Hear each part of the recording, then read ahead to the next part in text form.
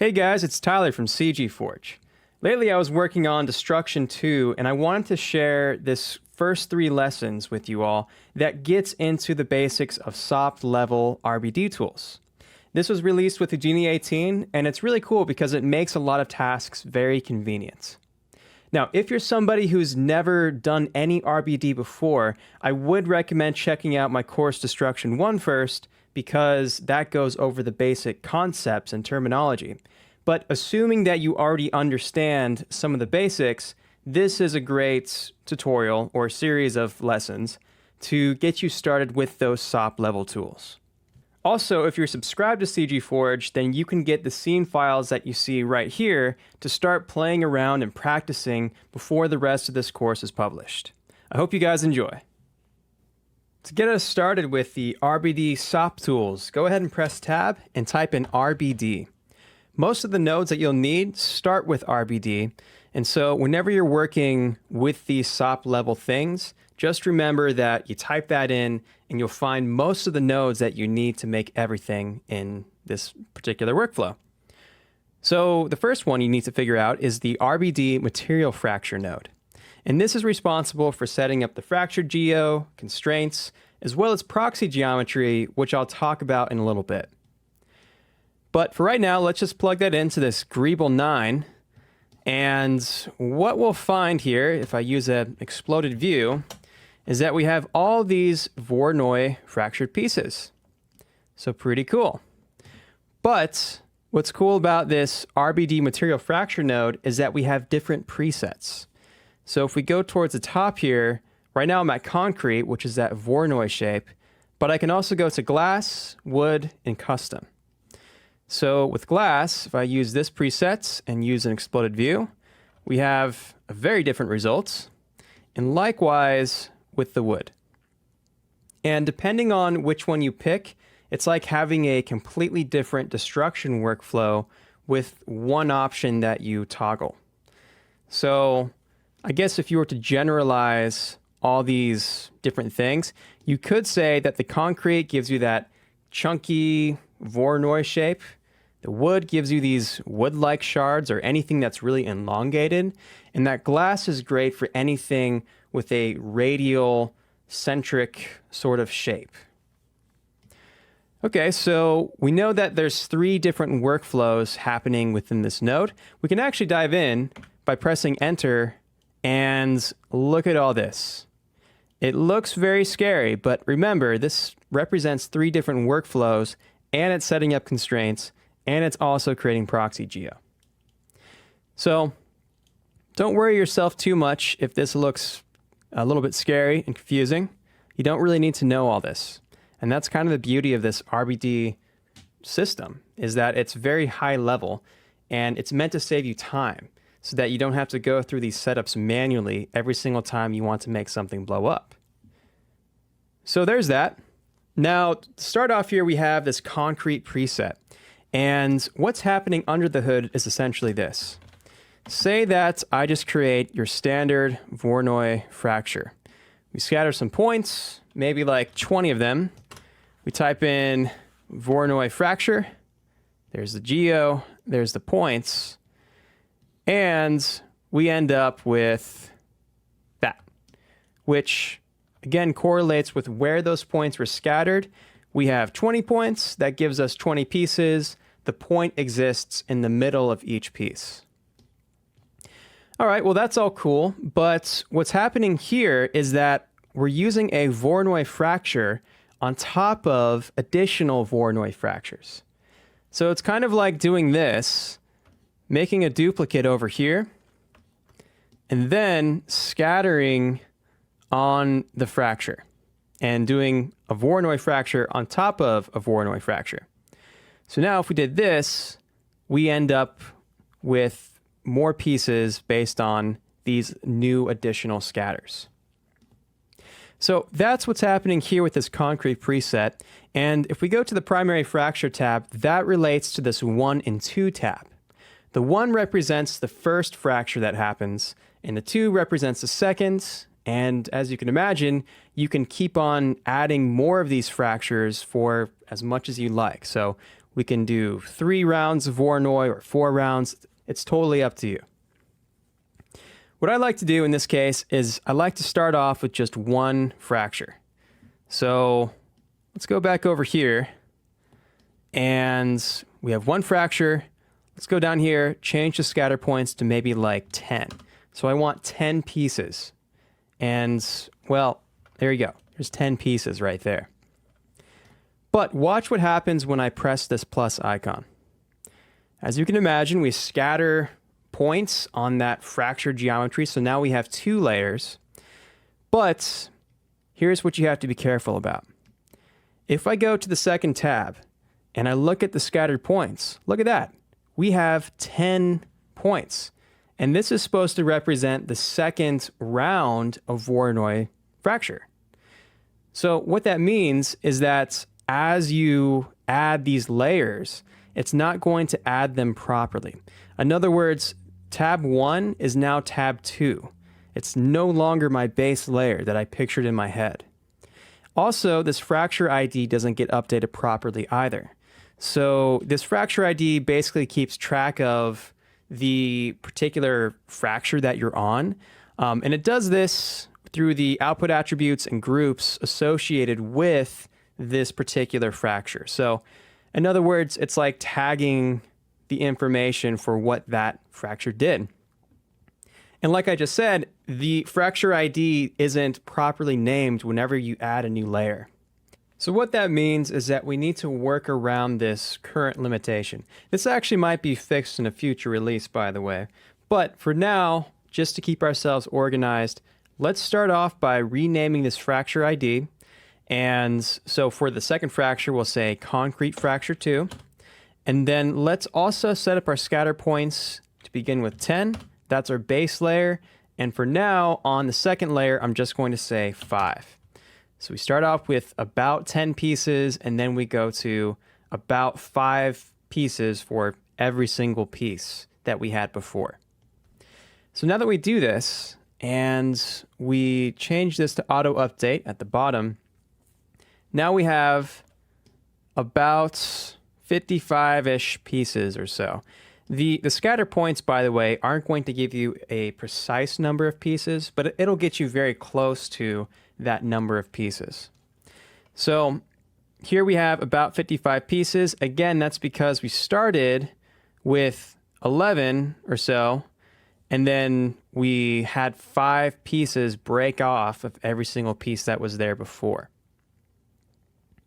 Okay, so we have that going on. Now, we also have this fracture ratio, which determines how many pieces of the previous fracture you are allowed to fracture on. So for the second layer here, let's say that I don't want to scatter 5 points on each individual piece. I want there to be a 50% chance that that happens. That's what the fracture ratio does. So if we say 0.5, again, 50% chance that we are able to scatter these points onto a piece. Now we're left with some of these bigger chunks along with some of these smaller ones that just got broken up. So to really see this, let's take our scatter points from 5 to, let's say, 40. And there you go. Now you can really see this exaggerated quite a bit. It picked that one piece and it chose to scatter all the points, about 50 or so points, onto that one piece. So that means we can get variety through this fracture ratio. But here's the confusing part. You'll notice that we just said 50%, but only one of these pieces got fractured. And if I change the seed, well, it's just not very consistent. Sometimes only one piece gets the 50% likelihood. Sometimes other pieces, sometimes nearly everything, like you just saw right there, is going to get the scattered thing. And that's because this is just a probability that that's going to happen. And on top of that, we have this thing down here called the fog volume, which will mask off where those points are allowed to scatter as well. And so what that means in practice is that we have a ratio here of, let's say, 50%. And even though you say 50%, you really have to play with the seed to make sure that it's giving you the result that you expect. So as you're working, if you want to make sure that this is happening only about half the time, play around with the seed until you see that happening, and then just leave it alone. So here I see that, all right, well, about half of these pieces are actually being shattered now. I'm going to go down here and change this back to 5, and there we go. Okay, so that's all cool. And now if we go to add a third, what you'll find is, again, we have this issue where it's not going to sort our tabs properly. So this is probably the most frustrating thing about this node. Again, I really hope that side effects cleans this up a little bit. But this all goes to say that when you go to fracture this stuff, you also want to have an idea of how many layers of fracturing you want to do before you start dialing in these settings. Because now fracture 3 was what fracture 2 used to be. Fracture 2 is the default. Fracture 1 was left alone. Again, it's all kind of a mess here now. So let's just leave this at fracture 3. And for right now, let's just turn off those scattered points. I'm going to get the second layer here dialed in at about 50% as well. So I'll say 0.5 just to see what we're doing.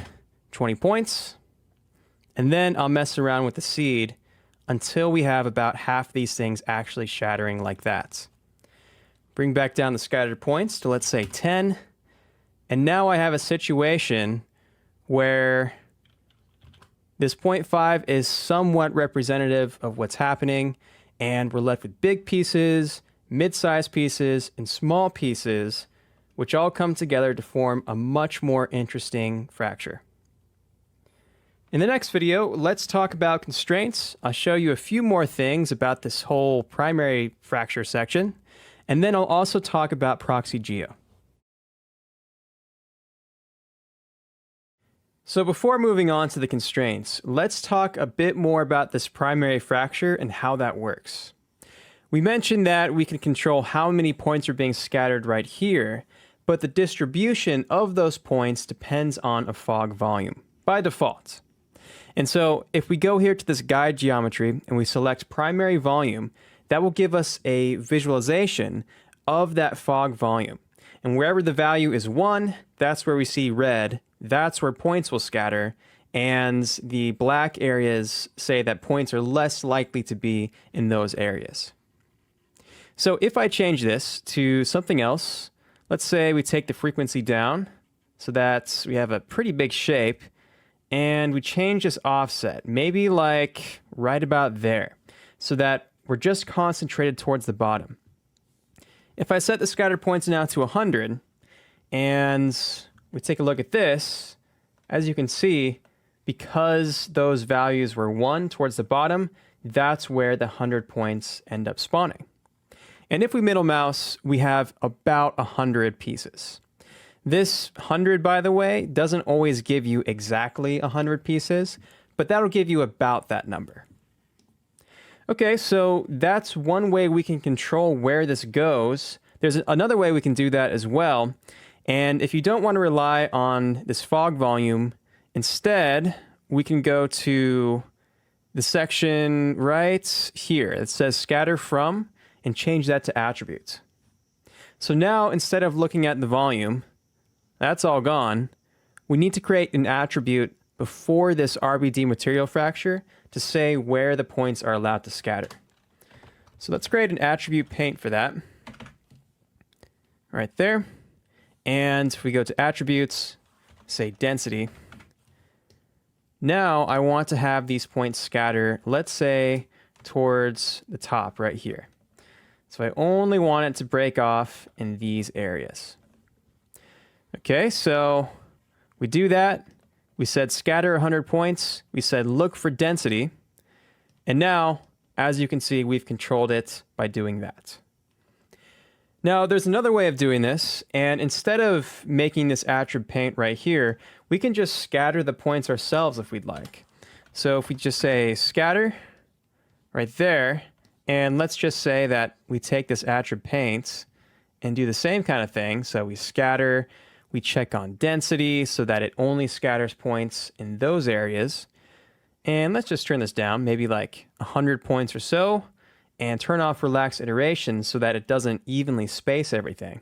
Now we can plug this into the fourth input, like that, and we don't need this guy. And if we go, say scatter from volume, let's turn this off so that we can keep track of what we're doing. So say none on fog volume. And now if we go to this input points, we check that on, and we're now listening to the fourth input, which are the points we just scattered. And that gets added on top of whatever this RBD material fracture wants to do. So now we have extra pieces happening up here. If we middle mouse, we end up with around 200. That's about 100 from here and about 100 coming from here. I suppose the reason why you might want to use this input points is if you have a group of points that you'd like to refer to. The problem with doing this attrib paint up here is that you can't take groups of points and adaptively bring that in, but you can do that with this input points and specifying a group. So that's why we have that right there. Now you should also be aware that we have this thing here called scaling. And I haven't found any reference to this in the user docs. So quite frankly, your guess might be as good as mine when it comes to this sort of thing. My recommendation is to leave this alone unless you somehow know what this means. Also, in general, as far as a good workflow is concerned, I like going with this scatter on the fourth input. I've just found it to be a lot more predictable, and I know exactly where those points are going to be, and I can control that separately from the RBD material fracture node. So I kind of like going this route, but if you want an area with a specific concentration of points, you can do so by painting this out, and also with each layer, you can just source different things. So let's say that we want to have a different group of points that we refer to on the second layer. We can do so by specifying a group, and that's how we can control where something might scatter on, let's say, the base layer. Then on the second time it goes to do all the fractures, then the third time, and so on and so forth. So really, this is a great way of just breaking up the shapes, getting something that's interesting and different, and something that's not the default chunky business that you see right here. Meanwhile, at the Geo spreadsheet, we have all kinds of fun things happening. For one, we have a nice assortment of groups which keep track of the pieces, where they are, if they're on the outside of the mesh or the inside, as well as this fracture ID that we mentioned right here. So that's good to keep track of that. Most importantly, though, is this name attribute. So we start off with this piece, which right now is just piece 0. And if I go down, piece 0 is basically just the name that it gave this greeble right here. Because we didn't have a name going in, it just said piece 0. But to change that, we can say name, and we can give it any name we want. So let's just say everything now has a name of Mr. Greeble right there.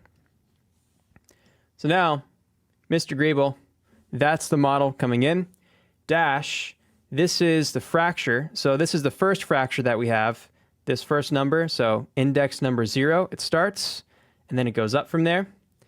And then right now I have 2 levels. So the second level right here is the next dash. And so this is taking from piece 1, and this is, let's say, number 4 of piece 1. And then that's keeping track of which piece this is. So we have all that going on. The reason why it's not just one primitive per chunky piece is because the inside pieces are not necessarily attached to the geometry out here. If we do a wireframe, we can really see that we have 1, 2, 3, 4, 5 primitives that make up that one piece. And so that's why we have that going on. But anyway, I just wanted to show you real quick what's happening in the geo spreadsheet. Another thing to keep in mind is that if we want to change the geo stream, we can go right here and change that. So this is the geo. We can say constraints, and here's all the attributes for constraints, and then likewise with the proxy geo with that tab. Now, speaking of constraints, we have that tab right here called constraints, which sets up all of the default properties for what we want to do. So if you want glue constraints, you can say that right there. We can also, let's say, enable color. That's really fun. Let's choose maybe red so that we can see it really well. And, well, it's going to be kind of difficult to see this in the viewport, but one way you can do that is by creating a null and just plugging that into, let's say, this second input. So there we go. Now we have a color, that red color, for the constraints. Or, we could do green or whatever you want to do. The nice thing about that color is that it helps you keep track of the different constraints. So if, let's say, for glue constraints, you always made that blue, well, that's a very nice way of visually keeping track of where your glue constraints are versus your soft or your hard constraints. So anyway, we have that. We have the primary strength. It's the value that starts at level multiplier and strength variance. So all this kind of stuff relates to setting up the constraints. One last thing I do want to show you, though, before we wrap up this video, is the proxy geo and what's going on there. The whole idea behind this is that the proxy geo is going to be the geometry that the solver uses to figure out the location of everything. And the reason why we separate that geometry is because if we make this geometry less polygons, then we can sim much faster. And as long as we retain the shape, then we can just use that to control the movement and then apply that movement to the high-res pieces. So if you want to have this set up automatically for you, you can go to Detail, and at the very bottom, we have this proxy geo, and you can set that to either convex decomposition or packed spheres. This convex decomposition is basically using the shrink wrap node to create low-res versions of everything. So this is pretty cool. Low-res versions, it has the same shape. It'll simulate just fine. But compare this to, let's say, how many polygons are being used here. And you can see why this geometry right here is going to be much friendlier when Bullet goes to sim everything. We also have packed spheres, and with this whole idea, we're trying to represent the geometry with these tiny little spheres. And these spheres are able to simulate really quickly. And so this uses this voxel size that we can dial in, and the lower you go with this voxel size, the more accurate this representation is going to be. So a voxel size of, let's say, 0.05 might be pretty good. And we also want to keep track of how big they are with this min and max radius. So for now, let's just say it's 1 and 8 like that. And if we go to our exploded view and we bring this all back, as you can see, we have a somewhat decent representation of all these pieces. And again, we're using all these spheres. Specifically, it's actually the primitive type is called a sphere to make these collisions. So it's pretty cool. But you might have to play around with it to see if this really works out well for you or not. I guess my generalized advice when it comes to this is that if you have pieces which aren't really making contact with the ground and you don't really see them settle down, then the spheres could be a very fast way of simulating, and you might want to consider this. But otherwise, for most situations, this convex decomposition is probably what you want to use on most occasions. We also have this max concavity, and basically puts, if you add detail to the edges through this little edge detail thing, which, since we're here, I'll just show you that. So I check on edge detail, and it goes really slow, but we now have this wavy business happening along the edges. This max decomposition basically takes a look at these edges and it tries to figure out at what point has this gotten too wavy that I need to make another piece. So now, if let's say I go over here, there is the proxy geo. And as you can see, it made two pieces like that. One right here, one right here, because it detected that inward slope. And it did that through, again, the max concavity option right here. All right, so that's that. I think we've talked enough about this RBD material fracture for now. In the next video, let's actually throw this into a bullet solver and make stuff happen.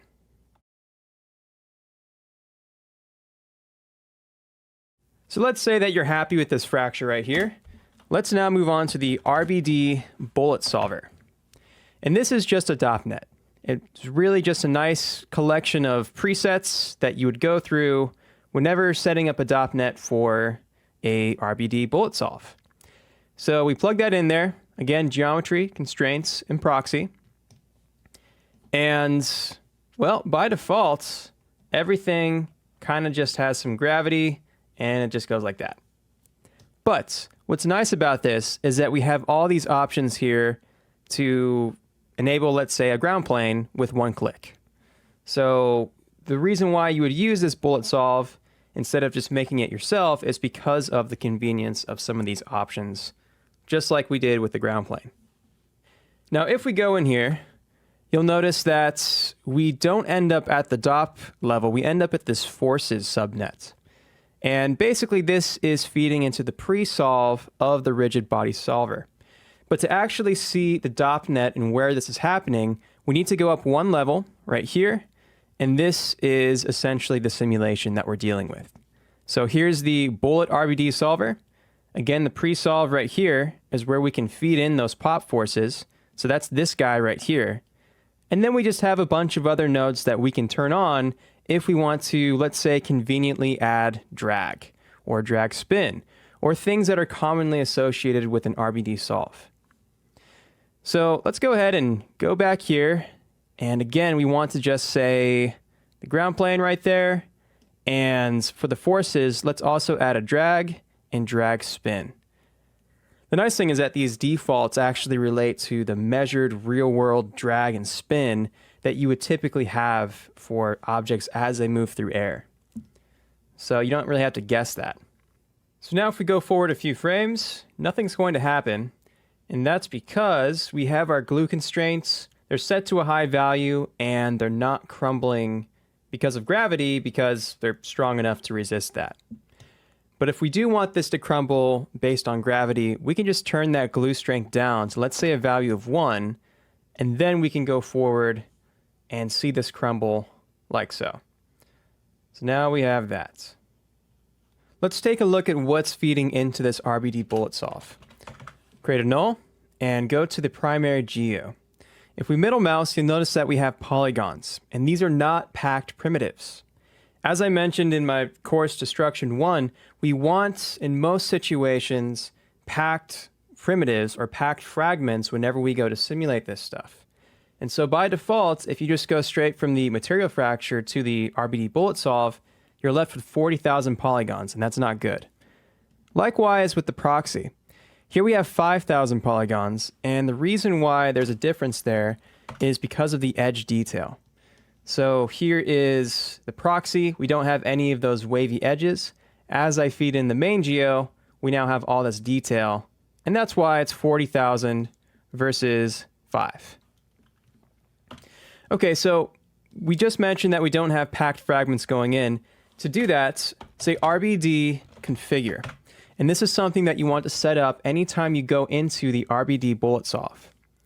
So let's go ahead and situate that right there. And this RBD configure is great because it lets you specify all sorts of attributes that you might want to source into the DOP sim. So in the past, I've mentioned that we need to be sure that we take a look at the attributes on the pieces before they hit the solver. And the nice thing about this RBD configure is that it does a lot of that automatically for you.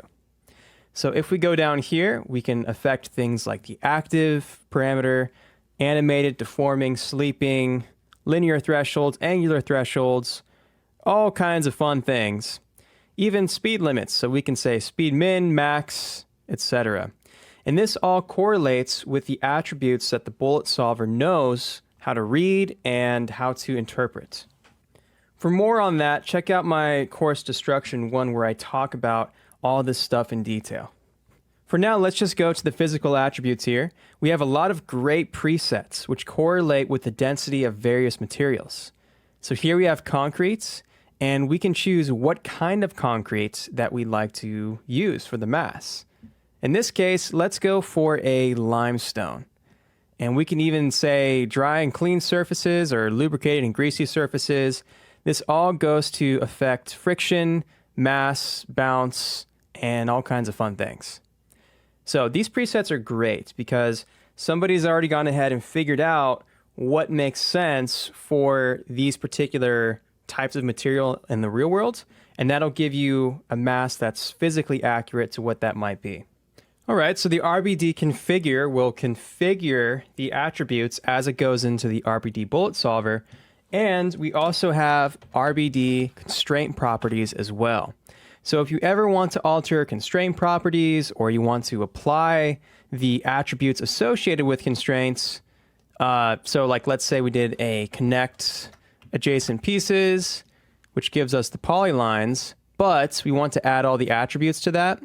This is what the RBD constraints properties will do. It'll basically go through all these polylines and add in the primitive attributes that need to happen. You can see this here with the null. There we go. So it adds things like the constraint name, constraint type, the strength, propagation rate, all that kind of stuff, so that you don't have to make a primitive wrangle and set it up manually every single time. So anyway, we also have that. That's all good. But for right now, we have everything we need to continue on with this RBD bullet solve. What I'd like to do is something fun where we basically have this magical effect that tears away at the top of this pillar. So we're going to have chunks begin to fly out in all sorts of directions like this, right? And as it flies out, I want to have the pieces fly around the scene like this in all sorts of crazy directions, and that can be controlled by a curve that we draw out. So I've already drawn out this curve ahead of time, and I made that into a separate geo network right here. Once we have the curve, the next step is to go inside the RBD bullet solver and create a pop curve force, which will bring in that curve and essentially create a wind tunnel that will push the pieces along the direction of that curve. So if we go up here, we can find the curve. And at first, it's going to be crazy like that. Let's go to the guides and first of all, take the guide spacing up a little bit so that we have less resolution there. And then also take the max influence radius and bring that down so that we have something a bit more reasonable like that. Okay, so we have that going on. Turn up the follow scale and the suction scale. The follow is going to bring the pieces along the direction of that curve. The suction keeps the pieces towards the center of that curve. So now as we go forward, nothing really happens. And we can try to go up here to the primary strength and turn that to, let's say, 1. And if we go forward, that will actually break apart like so. And now everything is flying around as you might imagine it would. However, let's say that I want to keep this thing on the ground. Well, the nice thing is that with this RBD configure, I can actually specify this active attribute right here, and I could set it so that the bottom pieces never actually leave the ground. So to do that, I could say, let's take our group and say at position.y. If that is less than a value of 0.5, then I'm going to alter the active attribute and set that to 0. So now in the RBD bullet solver, if I want to see this, I can go to Visualize and check on the Show Active. Here's the pieces that are active, and below that are the non-active pieces. So these guys won't fly away. Now, as I go forward, we have a problem. And that is, for some reason, now these guys aren't going to be able to fly. And to tell you the truth, guys, I'm not really sure why this happens. I've been trying to figure out why something that's active like this would do so. And it's also not sleeping. But truth be told, I think it might be a bug or something that I'm missing. But either way, it's not really the effect that we want anyway. We want to control the top going down. So we want to be able to break our constraints up here and animate all the way down so that over time we can control how quickly this erodes away the top portion of the column. So even though we have that sort of buggy sort of behavior happening, let's go ahead and just take our primary strength back to the defaults here of 10,000. And instead, I'm going to go to the constraint section right here, breaking thresholds, and we can check on this overwrite with SOP. And what this will do is it'll update these constraints on every single step based on what's happening here in SOPs. So what that means is that if I create a group and I group the constraints, let's call this our constraints break, like so, turn off base group, and then turn on keep in bounding regions. I can just animate this bounding box so that it covers the whole pillar like that. And anything that ends up in the group can be blasted away. So set a keyframe, Alt left mouse on the center, and then let's say at frame 48, we cover this whole thing and all the constraints are now broken. So we do that, and then we just set up a blast node, which takes advantage of that group. So now if we look at SOPs, we delete our constraints by doing that. And if we plug that into the constraints geometry like that, and we also have, again, this overwrite with SOP checked, then that should be able to remove the constraints manually. So now as we go forward, we end up with something just like that. And from here, all you need to do is play around with the different pop forces to get interesting results. So with the pop curve force, I decided to animate some of these parameters and just kind of overlap those areas. So if I show the guide geometry, it's kind of a big mess, but that's cool because then I have different streams of air pushing these particles in different directions, and it kind of gives a more dynamic effect because all these different pieces are following different paths.